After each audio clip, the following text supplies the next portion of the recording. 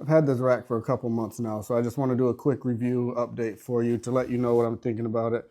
So when I first got it, I was a little concerned because the price of it was so good compared to other ones. So I was a little worried the quality of it wasn't going to be as good.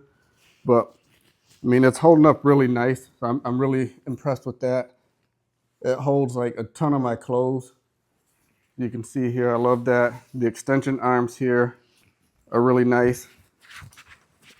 I wasn't sure if those are going to be very strong either, but yeah, they hold up my clothes really good.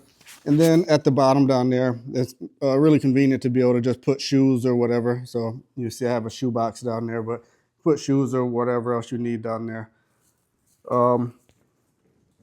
It's long enough so you can see how long my clothes are. So it's, I guess I meant it's tall enough to keep all my clothes up off the ground, with, although it's still a really low profile and short unit. So, if you're looking for something like that, I think this is definitely a good one to check out. I'm happy with it.